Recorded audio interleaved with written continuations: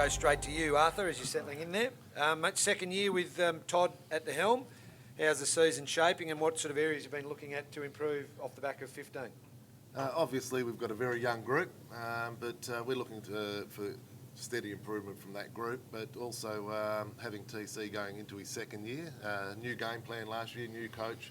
So this year, most of the guys know the game plan. We're just going to extend that, and hopefully the younger players do come along and improve and give us a little bit more winning, I suppose, yes.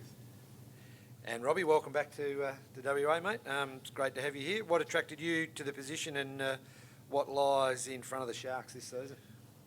Great to be back, thanks Snappy, and just listening to all the other coaches. It's fantastic to have the calibre that we've got in the WAFL, and I look forward to getting back.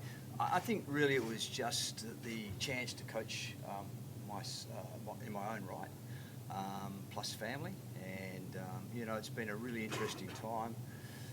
Very enjoyable. The boys have, since the 9th of November, have been fantastic. They didn't like where they finished last year, and they're doing everything in their powers to try and improve. And Earl, off-season seems to be really positive for the Perth Footy Club, mate. How are you heading into 2016? Yeah, we've obviously changed a fair bit of personnel.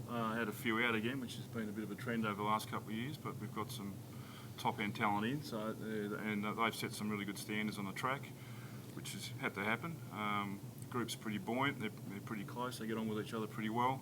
Although it's only a practice match, we had a good win on the weekend, so confidence is pretty high. We've got a weekend off, which I don't know if it's good or bad, but yeah, just look forward to getting into round 2, basically. Good stuff. Okay, over to you guys. How strange has it been the top job after being a support for so many guys? Yeah, I suppose the biggest difference is you have to make the final decision. And I've really enjoyed that. Just drawing on my experiences, but also drawing on the experiences of the young coaching group that has been assembled at East Fremantle.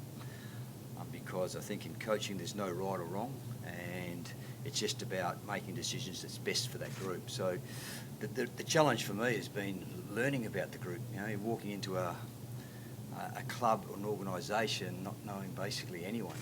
Learning 70, 80 names within a couple of weeks was an experience in itself. So, as I said, I think just working with a group, working with a young group, and as I said, just using my experience, I think is certainly challenging, but it's also very enjoyable.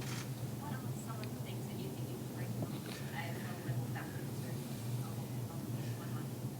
into Yeah, I walk back into the WAFL knowing that it's a semi-professional sport, and once you realise what you're heading into, you still have to bring in an element of professionalism.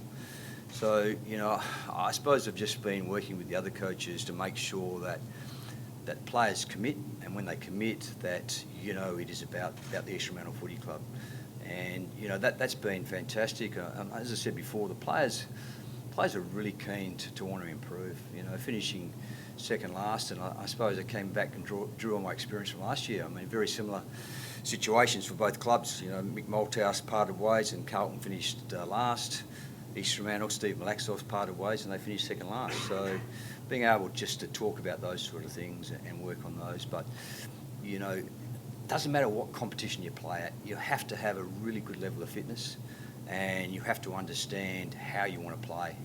And those are the things that we know we've really worked on since November. How good was the WAFL? Were you surprised that Esther didn't pick you up? A couple of us were a bit shocked. I was glad he didn't get picked up. I was hoping they might have gone for Sam Grimley, which they did.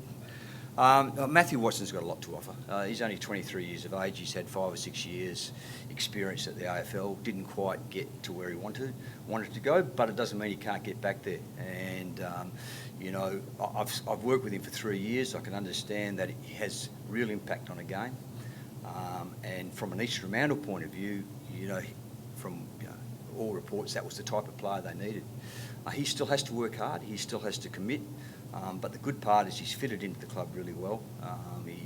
He's enjoyed WA, and it's sometimes it's a great experience to move away from home, live on your own. You can grow up, and at the moment Matthew's growing up, he's showing great leadership, and we look forward to him just being a part of the team.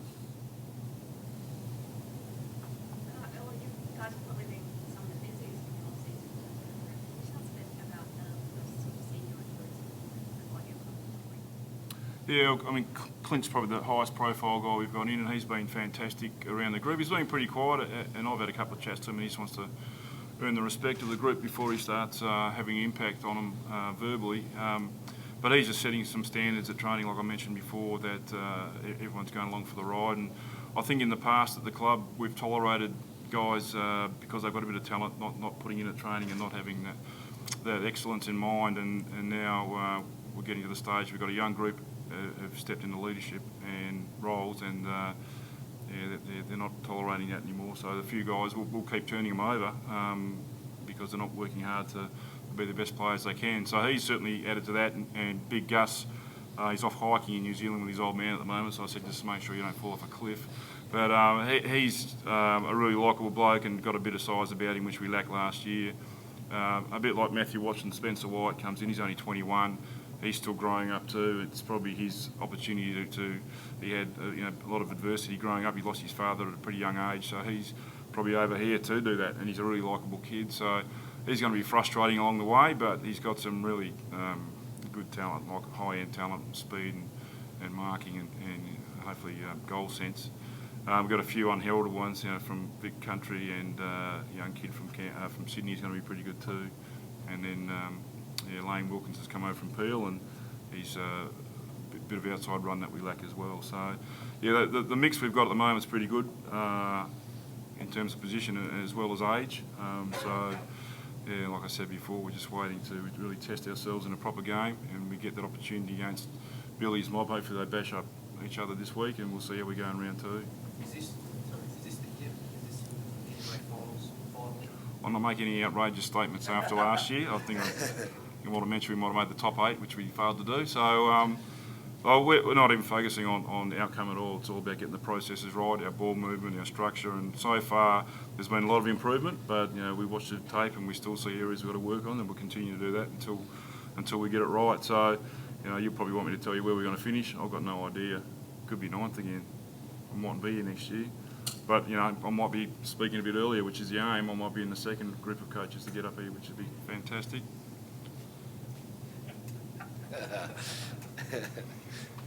Arthur, you guys have done a fair bit of recruiting as well. Some of them might have gone a bit under the radar, but you've got a fair few previously AFL listed guys, a lot of young guys. Tell us about a couple of those that might have an impact this year, maybe Wayne Johnson, I suppose, Vanderbilt.